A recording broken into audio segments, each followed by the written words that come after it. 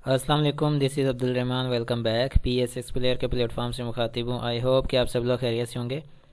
आज जैसे कि सैटरडे है और हमने आपसे जो है कमिटमेंट की थी कि इंशाल्लाह आपके लिए बहुत ही नॉलेजेबल एंड प्रॉफिटेबल वीडियो आपके लिए लाएंगे, जिसके अंदर हम कुछ चीज़ें डिस्कस करेंगे। और जैसे कि हमने कहा था कि फिफ्थ जनरेशन ब्लैक बॉक्स के तहत 11 दिसंबर 2021 सैटरडे को हम इंडिविजुअल स्क्रिप्ट्स के बारे में बाय एंड सेल स्ट्रेटजी आपके साथ शेयर करेंगे। ये वो स्ट्रेटजी होगी जिस स्ट्रेटजी के तहत हम जो है बाय बाय एंड सेल की जो है ना असेसमेंट करते हैं और उनके ऊपर डिसीजंस लेते हैं कि एक स्क्रिप्ट के ऊपर कितना काम किया जाता है। उसके यानी कि few parameters of black box, जो ब्लैक बॉक्स के फ्यू पैरामीटर्स हैं वो आपके साथ शेयर करेंगे। इट मीन्स कि इसका सिर्फ जैसे कि ABC है वो आपके साथ शेयर करेंगे, बाकी XYZ तक जो भी चीज़ें हैं वो सीक्रेट्स हैं, वो ब्लैक बॉक्स है। उसका मतलब ये होता है कि सीक्रेट्स रखी जाती हैं वो शेयरिंग के लिए नहीं होती हैं। लेकिन उनमें से हम फिर भी आपके साथ कुछ ना कुछ ऐसी चीज़ें हैं वो शेयर कर रहे हैं जिससे आपको काफ़ी हद तक ये अंदाज़ा होगा कि किस तरह से जो है असेसमेंट्स की जाती हैं, किसी एक शेयर के ऊपर कितनी जो है ना वो कितना काम किया जाता है और किस तरह से मेहनत की जाती है। सेफ्टी प्रिकॉशन, रिस्क मैनेजमेंट उसी के अंदर आ जाएगा। फोर्थ जो है वो इसका मेन हिस्सा है, तो आप देख सकते हैं। तो उसके बाद जो है नेक्स्ट वीक या उसके बाद हम आपको बताएंगे कि जो वर्ल्ड वाइड एडवांस्ड इंडिकेटर्स हैं वो नेक्स्ट बार आएंगे इंशाल्लाह। इसके ऊपर आज हम बात करने वाले हैं इंडिविजुअल स्क्रिप्ट्स के ऊपर किस तरह से काम किया जाता है। ठीक है, अब मैं यहाँ से स्टार्ट करना चाहता हूँ कि सबसे पहले मैं क्वालिटेटिव के ऊपर बात करूँगा कि किसी एक स्क्रिप्ट के जब क्वालिटेटिव देखे जाते हैं तो उसके अंदर हम मोस्टली हम क्या क्या चीज़ें देखते हैं। वैसे तो हम बहुत कुछ देखते हैं, ठीक है, 100% हम चीज़ें देखते हैं, लेकिन आपके साथ सिर्फ हम जो है ऐसा समझें कि 10% शेयर कर रहे हैं चीज़ें।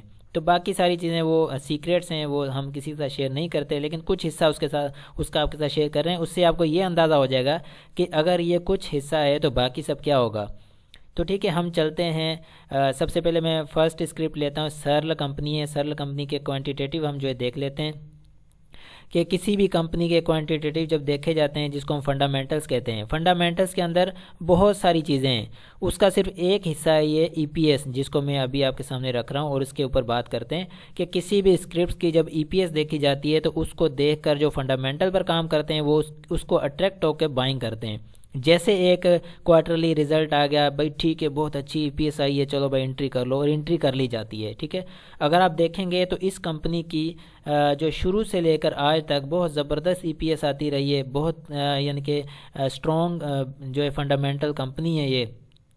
तो इसकी EPS अब भी लास्ट क्वार्टर की भी, पिछले कई क्वार्टर की और इस क्वार्टर की भी अच्छी EPS आई है। तो इस EPS को अगर अट्रैक्ट होकर हम बाइंग करते हैं तो क्या होता है हमारा। उसके बाद एक्चुअल EPS देख सकते हैं, डिविडेंड, बोनस, ये राइट शेयर्स, ये सारी चीज़ें ये कंपनी देती रहती है। इट मीन्स कि बहुत अच्छी कंपनी रही फिर। और बुक क्लोजर भी आप देख सकते हैं। तो EPS के बेहतरीन होने का सबब, अगर मार्केट नीचे गिरना है तो फिर बाइंग कैसे बनाई जा सकती है। ठीक है, EPS अगर बेकार आ रही हो, ख़राब आ रही हो, तो मार्केट में वो स्टॉक गिर रहा हो तो समझ आती है। अगर EPS अच्छी आ रही हो फिर वो स्टॉक गिर रहा हो तो उसकी क्या समझ आती है आप लोगों को, और हम उस स्टॉक को किस एंगल से फिर देखते हैं। तो ये चीज़ें थोड़ी सी डिस्कस करने की हैं। अब आप देखें EPS बेहतरीन है, इसकी नज़र आ रही है, सब ज़बरदस्त है। इसी को अगर हम उस पर जाकर देखते हैं चार्ट के ऊपर, ठीक है, फॉर एग्ज़ाम्पल मैं इसके चार्ट पर आ जाता हूँ। सरल कंपनी का चार्ट निकालते हैं हम। अब यहाँ पर देखें कि इसकी EPS जो है कंटिन्यूसली बेहतरीन आ रही है। ठीक हो गया, कोई शक वाली बात नहीं है इसमें। ठीक है, और सब चीज़ें अंडरस्टैंड हो रही हैं। अब हम अगर इसको देखते हैं, इसकी कई सालों से EPS ज़बरदस्त आ रही है। ठीक है, पिछले कई दौर से हम देख रहे हैं EPS बेहतरीन है। अब यहाँ से ये देखें इसका अप ट्रेंड है। अब पिछले दौर का हमने EPS चेक की तो उसके बाद इसको क्या हुआ है। ठीक है, ये कंटिन्यूसली डाउन ट्रेंड में क्यों है। इसकी क्या क्या इस कंपनी को ताले लग गए हैं, या इस कंपनी में कोई ख़राबी आ गई है, क्या इस कंपनी की जो मशीनरी है वो काम नहीं कर रही, या फिर इस कंपनी की प्रॉपर्टी में कोई हेर फेर हो गया है, या बंद हो गई है कंपनी। हुआ क्या है आखिर इस कंपनी को कि EPS बेहतरीन देने के बावजूद ये काम नहीं कर रही। चलें इसके छोटे टाइम फ्रेम पर चले जाते हैं, हम लोग यहाँ पर आ जाते हैं। तो इसमें भी अगर देख लें तो रीसेंट कितने क्वार्टर्स की EPS बेहतरीन आ रही है। ठीक है, अब यहाँ से ये इसने एक अप ट्रेंड बनाया है। ठीक है, अप ट्रेंड बनाया। अब पिछले क्वार्टर्स की EPS तो बेहतरीन है, अगर आप लोग ईपीएस को अट्रैक्ट होकर बाइंग करते हैं तो क्या बना होगा। ये अभी तक डाउन साइड जा रहा है और इसके आगे के जो एक्सपेक्टेड हैं टारगेट्स वो हम आगे डिस्कस करते हैं कि आगे किस तरह से हम असेसमेंट करते हैं इन चीज़ों की। अब देखें, इसने लगाया है हाई तकरीबन, अगर मैं डेट एग्जिट कर सकूँ तो 4 फरवरी या 2 फरवरी से शुरू हुआ है। इट मीन्स कि इसका फरवरी स्टार्ट है जहाँ से इसने हाई लगाया था, उसके बाद डाउन साइड आना शुरू हुआ है।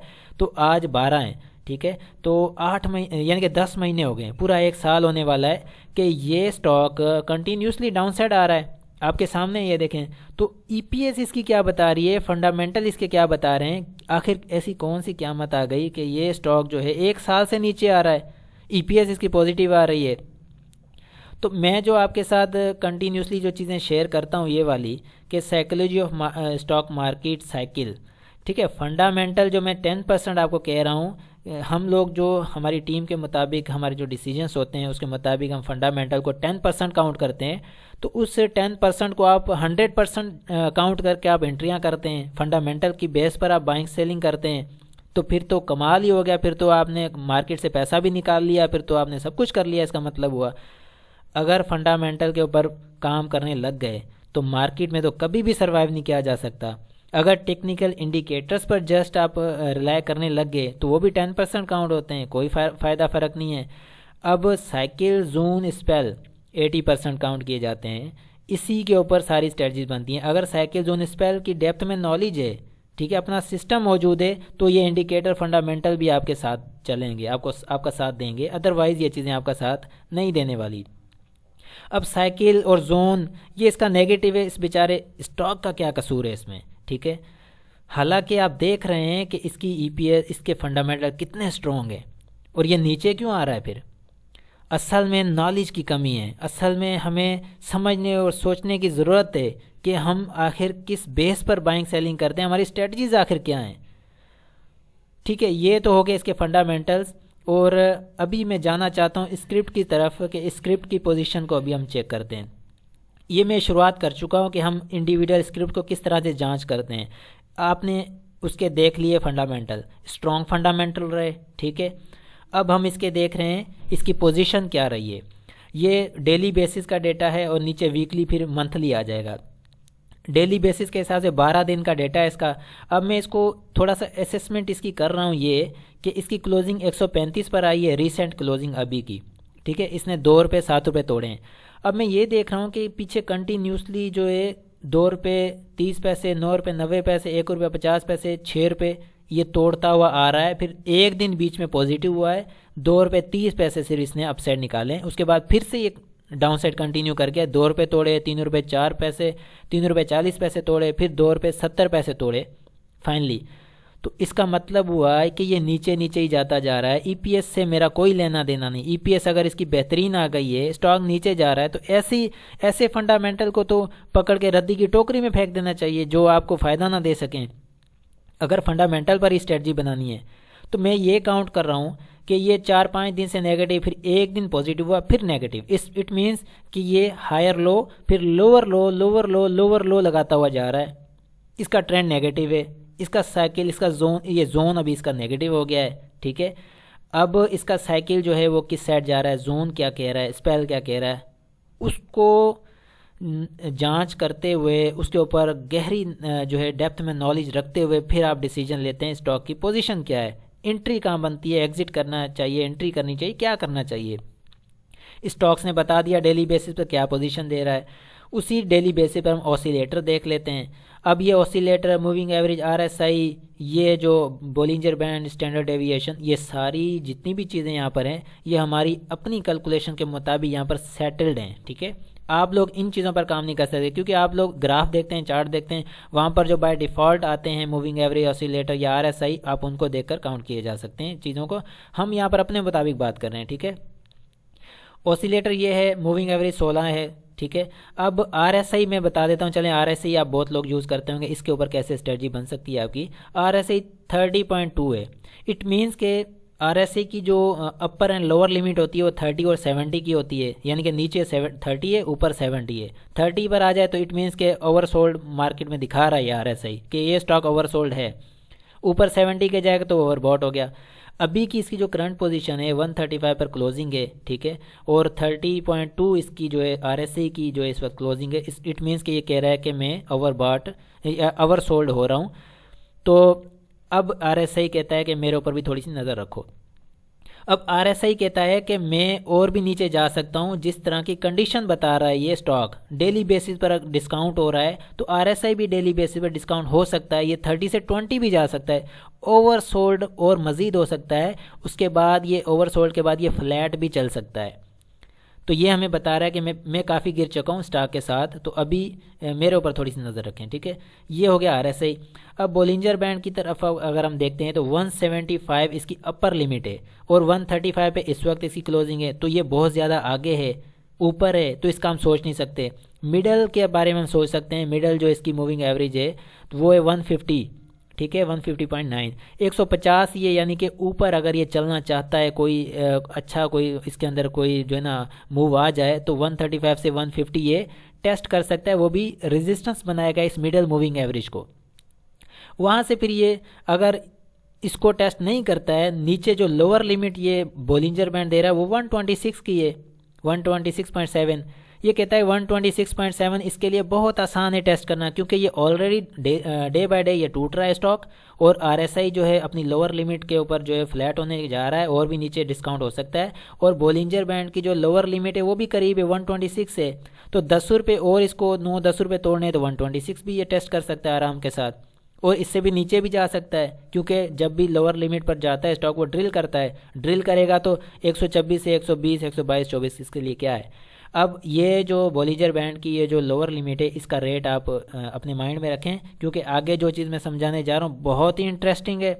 उसके मुताबिक ये रेट आपको जो है हेल्प करेगा 126 से, ठीक है।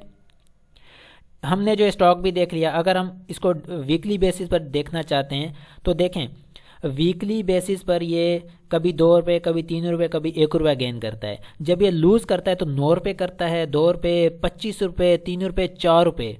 यानी कि इसका मतलब ये हुआ कि वीकली बेसिस पर तो ये बड़ी मार दे रहा है। 1-2 रुपये ऊपर जाता है तो 10-10 रुपये नीचे तोड़ रहा है। वीकली बेसिस पर ये ख़तरनाक हो चुका है। अगर हम मंथली बेसिस पर चलते हैं तो मंथली बेसिस पर इसकी जो चेंजिंग आ रही है हर मंथ, तो वो इसकी हर मंथ नेगेटिव आ रही है। बीच में एक बार इसने 24 रुपये 90 पैसे गेन किया, उसके बाद 2 मंथ कंटिन्यू फिर नेगेटिव कर दिया। पहले 4 महीने नेगेटिव, 3 महीने, 4 महीने नेगेटिव रहा, फिर 1 महीना पॉजिटिव, फिर 2 महीने अब नेगेटिव रहा, आगे भी 1-2 महीने और नेगेटिव हो सकता है। इट मीन्स कि ये कंप्लीटली हमें ये इंडिकेट कर रहा है कि भाई ये स्टॉक डाउन ट्रेंड में है, इसके अंदर बाइंग नहीं बनती इस पोजीशन के ऊपर। लेकिन इसकी बाइंग बनती कहाँ पर है? असेसमेंट तो ये करनी है ना, प्रेडिक्शन या प्रोबेबिलिटी ये होनी चाहिए कि इसकी बाइंग आखिर बनेगी कहाँ, ये हमें देखना है। अब इसी चीज़ पर हम काम करने वाले हैं, ठीक है। अभी तक तो हम इसके अंदर बाइंग नहीं बना रहे, क्योंकि जिस तरह की ये पोजीशन हमें स्क्रिप्ट दे रहा है, फंडामेंटल तो क्लियर कह रहा है कि मैं बहुत अच्छा हूँ, मैं बहुत स्ट्रॉन्ग हूँ, आ जाओ भाई। लेकिन फंडामेंटल को हमने क्या करना? फंडामेंटल को उठा के रखो रद्दी की टोकरी में। आप देखो जून क्या है, स्पेल क्या है, आपका साइकिल कौन सा है। फर्स्ट प्रायोरिटी जाएगी उस चीज़ को, सेकंड फिर जाएगी बाकी दूसरी चीज़ों की तरफ, लेवल्स की तरफ, इन चीज़ों की तरफ। बाकी ये फंडामेंटल इंडिकेटर्स ये काउंट होंगे 10% इनको हम लास्ट में देखते हैं। फिर अब आ जाते हैं रियल बेस, असल चीज़ की तरफ, जो हम जिसके साथ हम असेसमेंट्स करते हैं, और जो प्रोबेबिलिटी या फिर जो है हम उसके ऊपर जो प्रेडिक्शंस करते हैं कि इसका रेट क्या हो सकता है। ये आ गया जी assessment probability and prediction report, ठीक है। इसके ऊपर काम किया जाता है, और इसके ऊपर मैं आपको समझाता हूँ किस तरह से काम किया जाता है। जैसे कि मैं ये कह रहा हूँ फिबोनाची प्रोजेक्शन बेरिश, ठीक है। फिबोनाची प्रोजेक्शन जो है ये, और दूसरा इसमें 2-3 चीज़ें हैं, मैं आपको समझा देता हूँ, ठीक है। ये जो फिबोनाची प्रोजेक्शन है ये इटालियन मैथमेटिशियन था, उसने इसको इजाद किया। उसने इसके अंदर मैथमेटिक्स के मुताबिक उसने इसके अंदर कैलकुलेशंस की और इसके अंदर ये वैल्यूज़ वगैरह पुट किए हैं, तो ये उसकी जो है ना इजाद है। उसके बाद WD जैन प्रोजेक्शन, ये अमेरिकन था जिसने मैथमेटिकली इसके अंदर वैल्यूज़ पुट की हैं और इसको इजाद किया है। तो ये दोनों चीज़ें जो है ये बहुत ज़्यादा काउंट की जाती हैं, और इसके अंदर बहुत ज़्यादा एक्यूरेसी भी अच्छी है।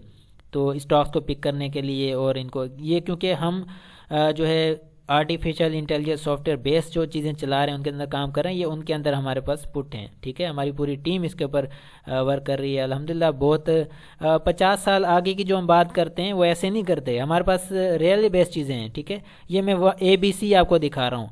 अब जो अगर XYZ तक अगर पूरी पढ़ेंगे तो बहुत कुछ पीछे पड़ा है, वो ब्लैक बॉक्स डेटा है, वो बहुत सीक्रेट है, वो शेयर नहीं किया जाता।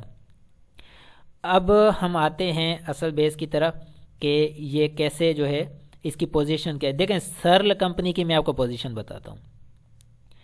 अब जो प्रीवियस, ये मैं फिबोनाची रिट्रेसमेंट के लो लेवल्स आपको बता रहा हूँ। प्रीवियस जो मेगा साइकिल है, क्या mega cycle, previous mega cycle का हाई था 354.70 और उसने लो लगाया 84.20 यानी कि 84 रुपये 20 पैसे।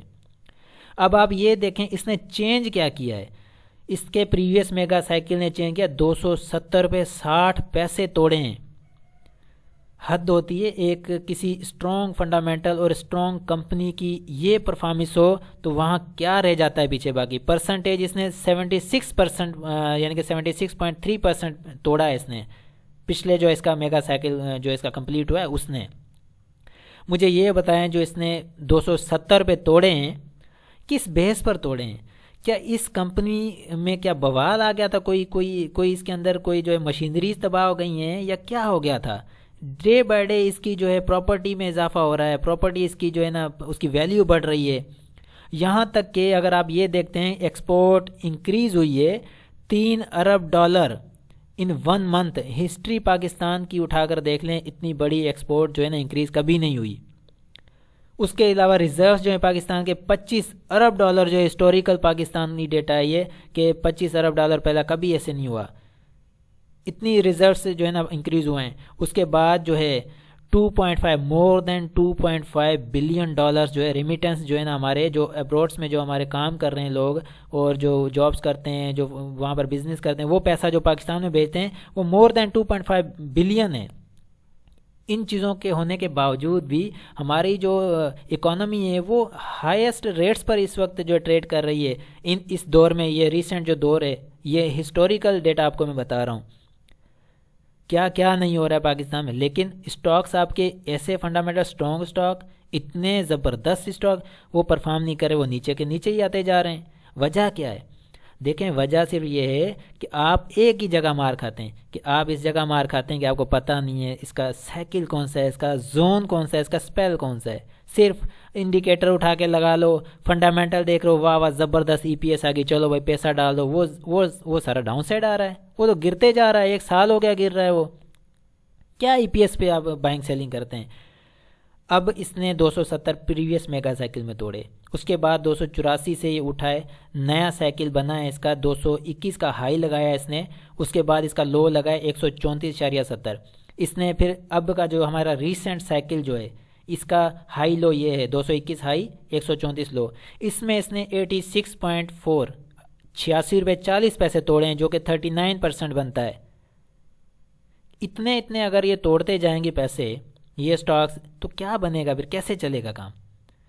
काम ऐसे चलेगा कि नॉलेज का होना बहुत ज़रूरी है, डेप्थ में नॉलेज होना चाहिए साइकिल जोन और स्पेल का, और आपके पास अपना सिस्टम होना चाहिए जो कि काउंटर करे उस माफिया को जो कि 270 रुपये आपसे छीन रहा है, 86 रुपये छीन रहा है।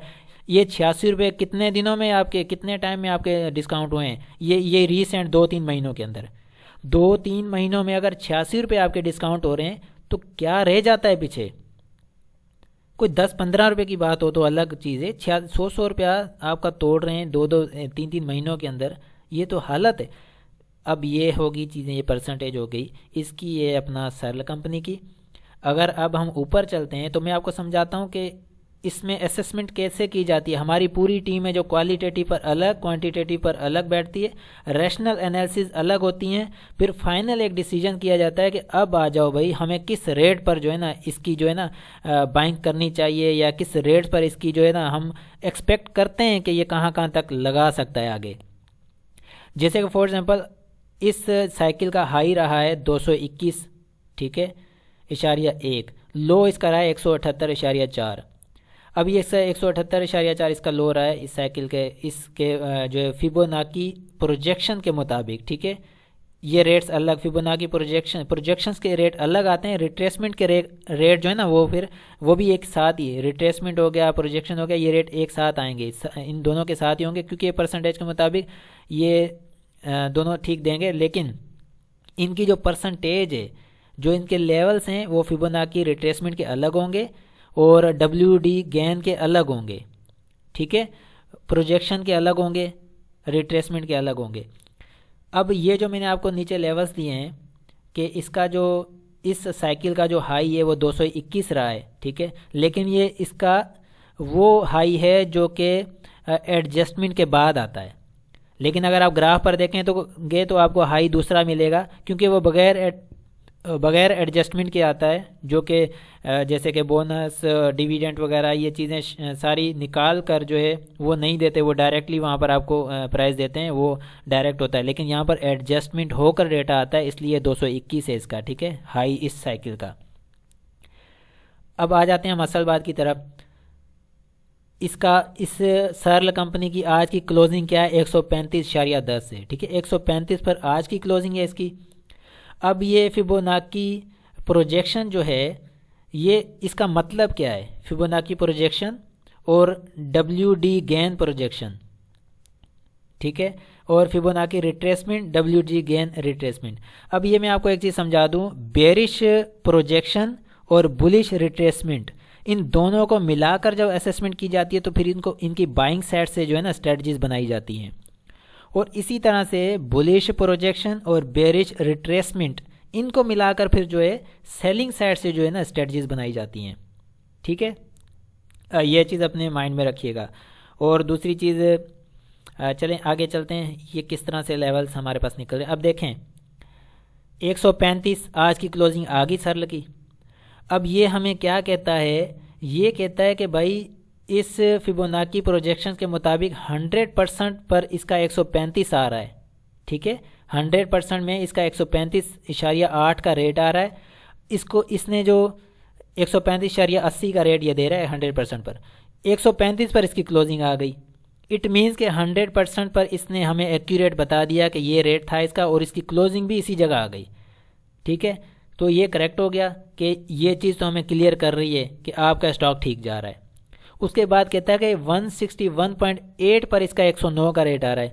लेकिन अगर हम 161 पर ना जाएं, इससे पहले हमें ये जो WD गेन जो है रिट्रेसमेंट, ये हमें कहता है कि भाई आप 161 की तरफ जाने से पहले मुझे देख लें, मैं 125 भी आपको दे रहा हूँ, 150 भी दे रहा हूँ, इस 150 के बाद फिर 160 आता है, आप पहले यहाँ पर देखें।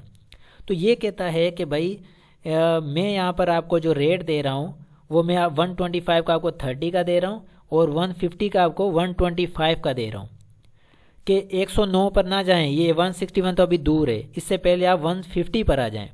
150 कह रहा है कि 125 आपका आने वाले आगे जो है रेट आपको दिखा सकता है सर्ल कंपनी। अभी एक 135 पर क्लोजिंग है, तो 125 पर WD गेन रिट्रेसमेंट बुलिश, ये कहता है कि ये 125 दिखा सकता है। अब आ जाते हैं उसकी तरफ। जो एक चीज़ मैं आपको बता दूं, हमने क्या किया था उसमें, जो हमने वो देखा था बोलिंजर बैंड, उसके अंदर मैंने आपको क्या कहा था, ये बोलिंजर बैंड की जो लोअर लिमिट है उसको आप जहन में रखना। वो कितने बता रहा था? 126 बता रहा था रेट, कि बोलिंजर बैंड लोअर लिमिट 126 देगा रेट। ये सर्ल का दिखा रहा है कि सर्ल 126 दिखा सकता है।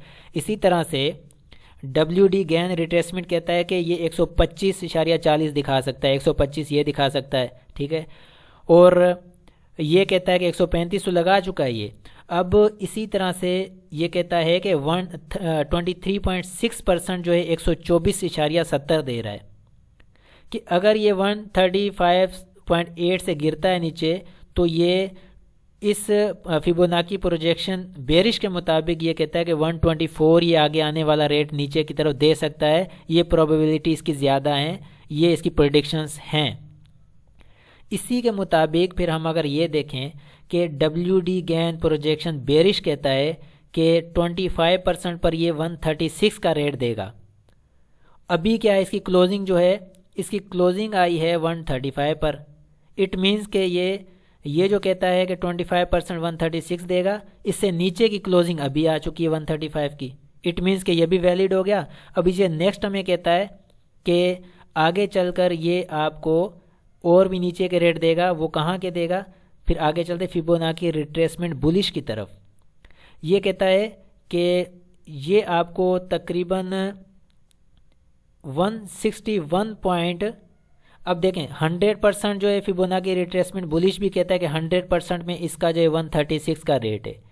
अब 136 के रेट से नीचे की क्लोजिंग ये दे चुका है 135 की। ये कहता है 100% से फिर आगे 161.8 पर अगर आप आते हैं तो 122.8 का जो है ये रेट आगे दे रहा है आपको। ये आगे आप प्रिडिक्ट कर सकते हैं, एक प्रोबेबिलिटी है, ये आप असेसमेंट कर सकते हैं कि 122 तक भी ये पॉसिबिलिटी है कि ये रेट आपको दिखाएगा। ठीक हो गया। अब देखें वहाँ पर हमने बॉलिंजर बैंड पर जो है लोअर लिमिट हमने देखी थी, उसकी बता रहा था 126।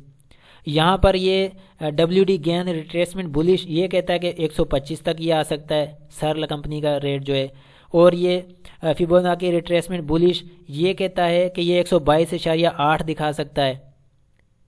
ठीक है, उसके साथ WD गेन प्रोजेक्शन बेरिश जो कहता है वो कहता है कि ये आपको 124 दिखा सकता है।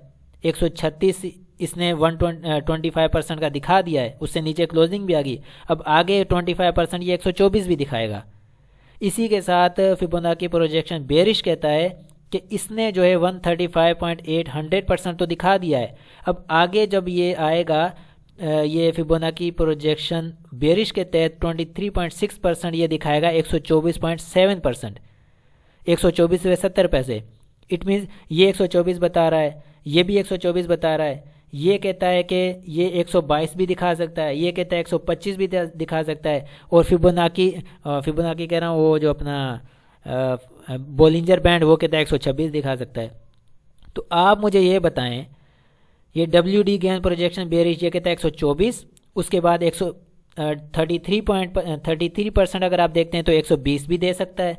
अगर 42% आप देखते हैं तो 115, 50%, 111, ये ज़्यादा आगे चला जाता है। आप इतना ना जाएं, आप 25% और 23% पर रहें, और 33 पर, सॉरी 25 एंड 33, 124, 120। इसी तरह से ये कहता है कि 23.6 जो है इसका 124.70 बनता है। ठीक है, और ये कहता है कि इसका बनता है जो है 150% 125। इट मीन्स, और ये कहता है कि फिबोनाची रिट्रेसमेंट बुलिश ये कहता है 161.8% कहता है 122.8 पे आएगा।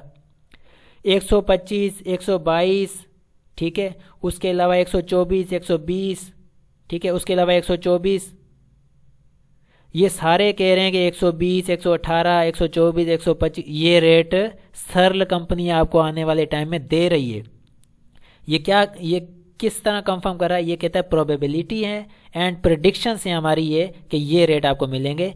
तो इन रेट्स पर आकर आप अपनी स्ट्रेटजीज बना सकते हैं। बनाने का मकसद है कि आप सोचें, समझें, आप अपनी असेसमेंट करें कि क्या ये रेट हम तो ये दे रहे हैं आपको, तो आप अपनी असेसमेंट करें तो ये आप क्या कहाँ के रेट देख रहे हैं। तो इन चीज़ों को देखने के बाद ये सिर्फ मैं आपको बता रहा हूँ 3%, ठीक है, ABC। उसके बाद सारी ABC पढ़ें XYZ तक, तो वो चीज़ें अभी तक आपके साथ शेयर की ही नहीं है। ये सिर्फ ये शेयर किया है कि ये इतनी चीज़ें देखने के बाद हम फिर प्रेडिक्ट करते हैं, प्रेडिक्शंस करते हैं, प्रोबेबिलिटी होती है कि ये रेट्स हमें मिल सकते हैं। उसके बाद फिर दूसरी चीज़ें देखी जाती हैं। सबसे मेन पावर जो है साइकिल, जोन एंड स्पेल की होती है, फिर उसके ऊपर जाना पड़ता है। वो सारी कैलकुलेशंस करके फाइनल डिसीजन हमारी जो क्वालिटेटिव, क्वांटिटेटिव और रैशनल एनालिसिस की जो हमारी टीम्स हैं वो हम सब मिलकर एक फाइनल डिसीजन लेते हैं। फिर उसके ऊपर स्टॉक पर जाकर हम हमला करते हैं और उसमें जाकर फिर हम जो है ट्रेड करते हैं, इन्वेस्टमेंट करते हैं। माइंड सेट हम माफिया का काउंटर करते हैं। उसके सिस्टम को हम जो है ना ऐसे समझें कि उसके सिस्टम में अंदर दाखिल होकर हम अपनी स्ट्रेटजीज दाखिल करते हैं और अपना पैसा निकालते हैं फिर वहाँ से। ये सब चीज़ें करते हैं। ये सिर्फ 3% है, 3% है। अभी तो पता नहीं कितना कुछ समंदर बाकी पड़ा हुआ है जो उसके ऊपर हम असेसमेंट करते हैं बाकी चीज़ों की। वो तो आपको आपकी तो ऊपर से निकल जाएंगी सारी चीज़ें, एक बातें हो क्या रही हैं, क्या चीज़ें चल रही हैं। ठीक हो गया, ये हो गया सर्ल कंपनी का।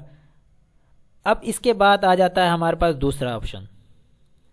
अब मैं जाता हूँ PSMC की तरफ, पाक सुजुकी मोटर्स कंपनी, ठीक है। इसके हम देख लेते हैं इसके क्वालिटेटिव क्या कहते हैं, जो इसके फंडामेंटल्स हैं, ठीक है। अब ये दूसरी कंपनी आ गई है भाई इसके ऊपर हम बात कर लेते हैं। इंडिविजुअल स्क्रिप्ट हिस्ट्री, ये PSMC की बात कर रहा हूँ। अब आप देखें एक चीज़ को, 1 2 3 4 क्वार्टर से लगातार इसकी EPS ज़बरदस्त किस्म की आ रही है। 12.27, 9.45, 5.09, 12.08, क्या ज़बरदस्त EPS आ रही है पूरे एक साल से। उससे पहले क्या था, नेगेटिव, -1, -18, -11, -2, -14, -6, -11, माइनस। इस साल इसकी ज़बरदस्त EPS आई, ठीक है। अब इस स्क्रिप्ट का हम हाल ज़रा देखते हैं कि स्क्रिप्ट क्या कहता है हमें।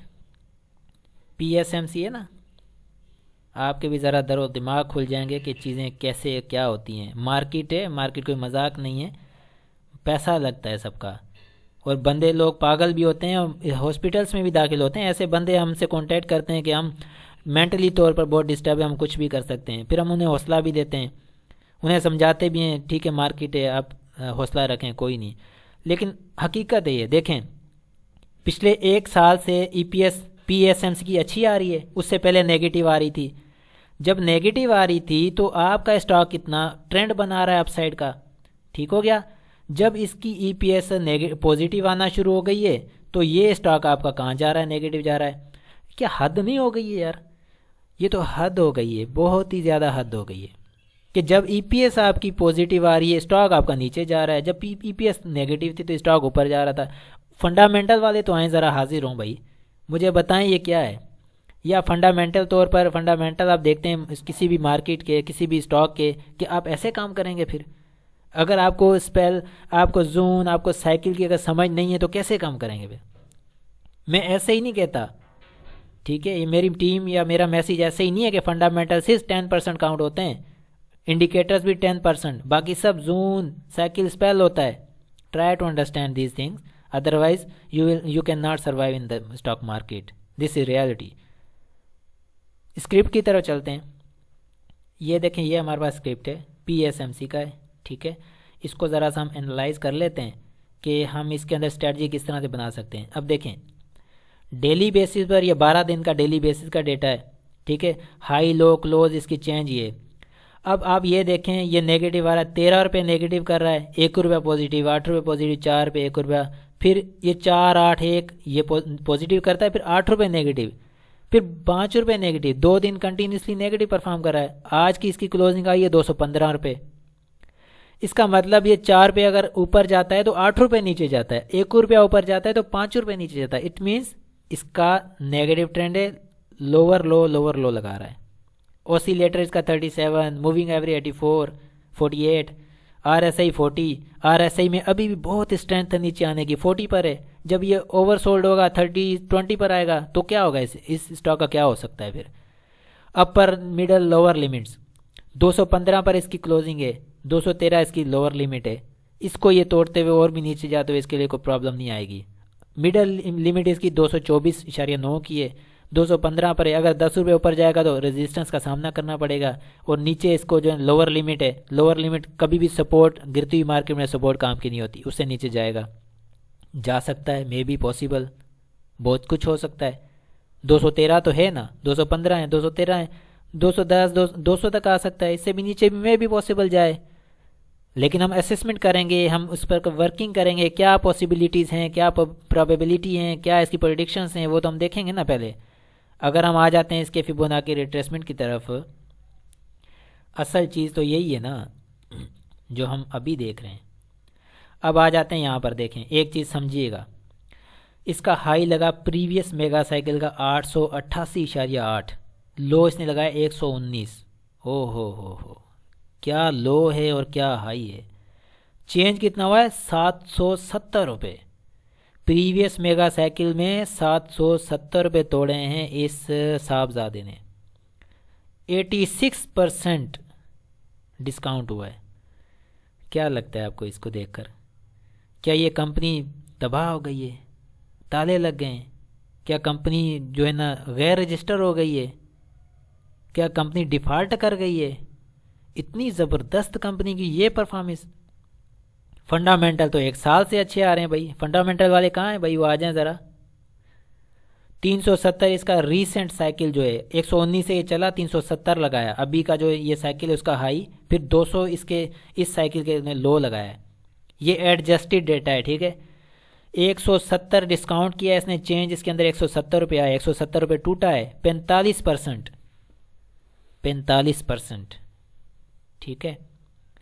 तबाही है, तबाही है। अब चलते हैं हम ऊपर, इनकी तरफ चलते हैं। हम एक्सपेक्ट क्या कर सकते हैं, हमारी असेसमेंट क्या है, प्रिडिक्शंस क्या हो सकती हैं इसकी, कहाँ तक नीचे जा सकता है। अब देखें इसके जो फिबोनाची प्रोजेक्शन बेरिश है, इसके लेवल्स ये कह रहे हैं कि इसने 215 पर क्लोजिंग दी है अभी, रीसेंट इसकी करंट क्लोजिंग 215 की है।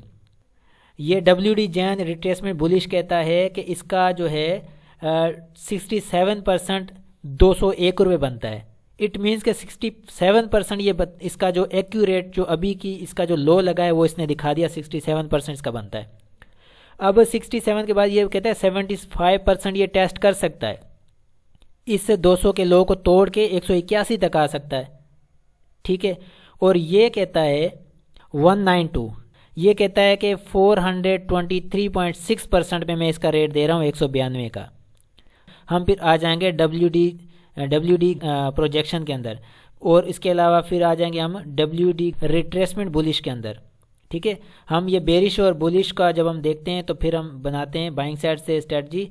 तो उसके अंदर ये कहता है, अच्छा ये कह रहा है कि 67% जो है ये बताता है कि 201 का ये लो दे रहा है, ठीक है।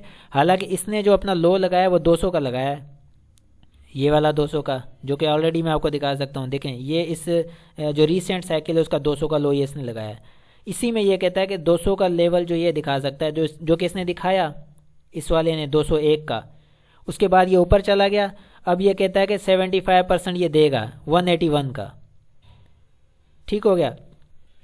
अब इसी के साथ हम आगे अगर चलते हैं, ये कहता है कि फिबोनाची रिट्रेसमेंट बुलिश का जो 100% है वो ये 200 रेट दे रहा है। 100% जो है वो ये 200 रेट दे रहा है, क्योंकि ये जो है जितने भी ये स्पेल हैं, ठीक है। स्पेल के अंदर अब जो रीसेंट ये 200 का लो इसने ये लगाया, ठीक है।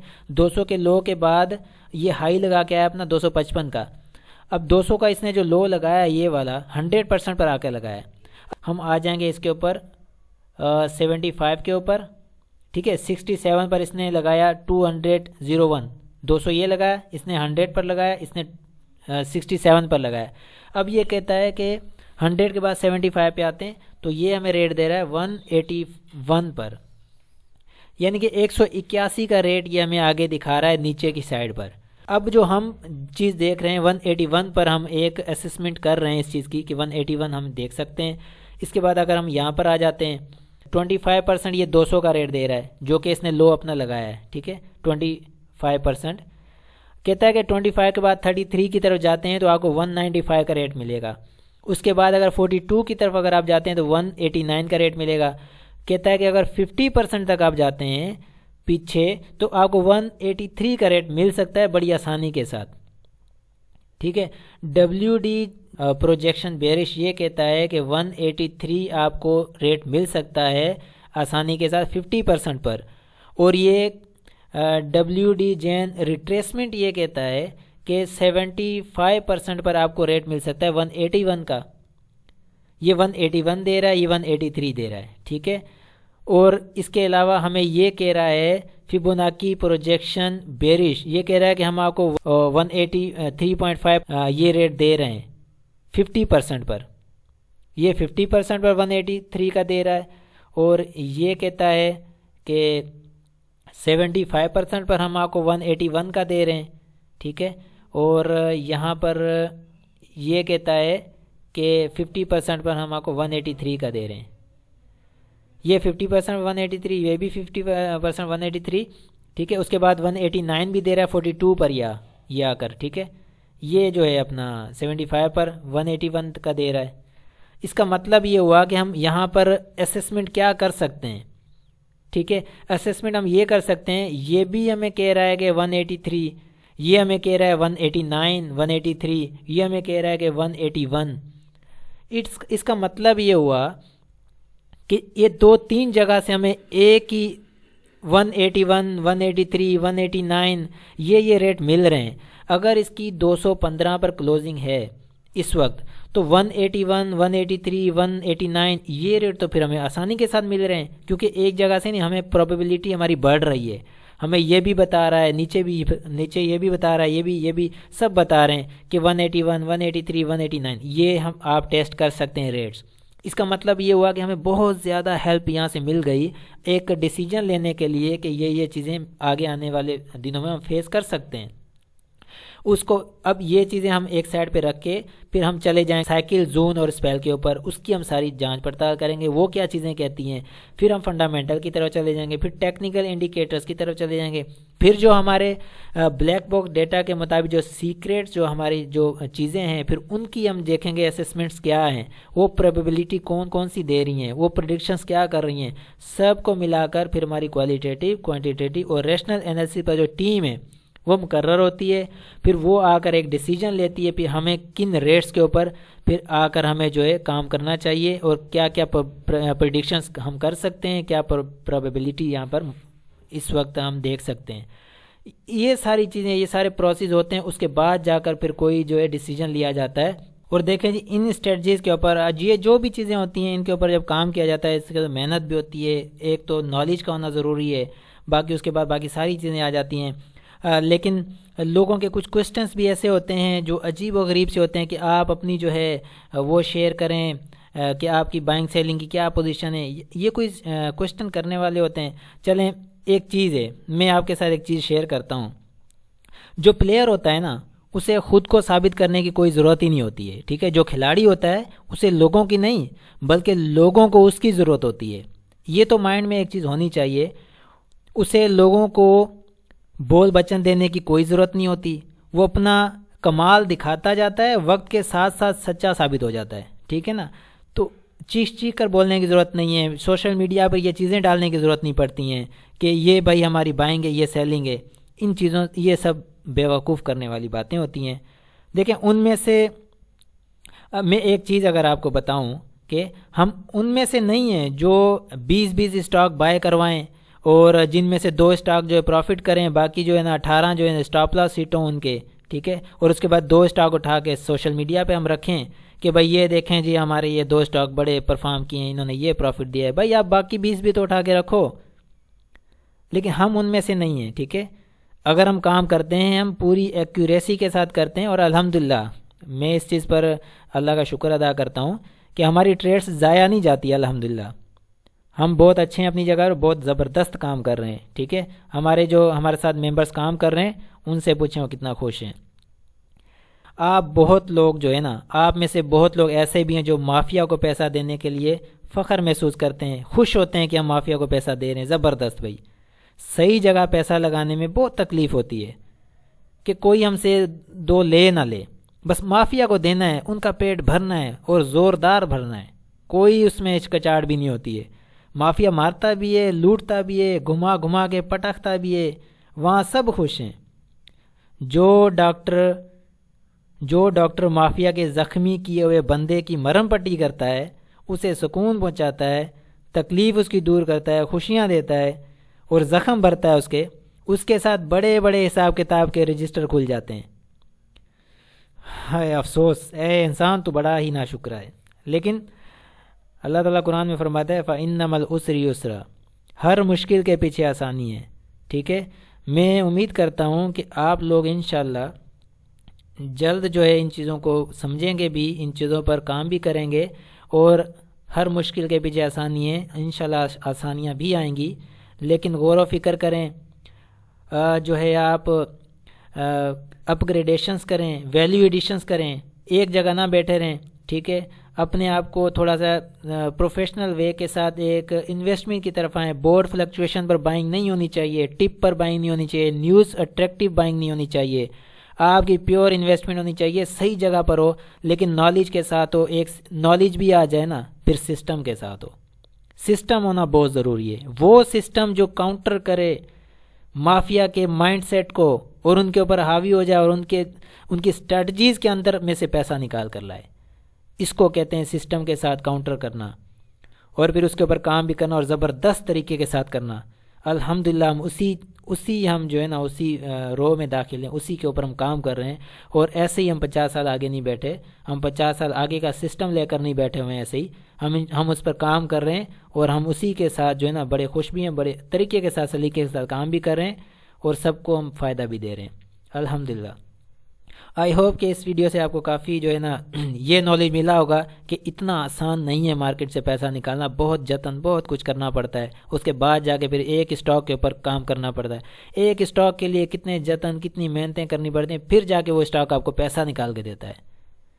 वरना पैसा निकालना मार्केट से इतना आसान नहीं है और ना ही मार्केट के अंदर सर्वाइव करना फिर इतना आसान है। I hope everything will be best and fine. इंशाल्लाह मिलते हैं नेक्स्ट वीडियो में। अपना बहुत सारा ख्याल रखिएगा। अल्लाह हाफिज़।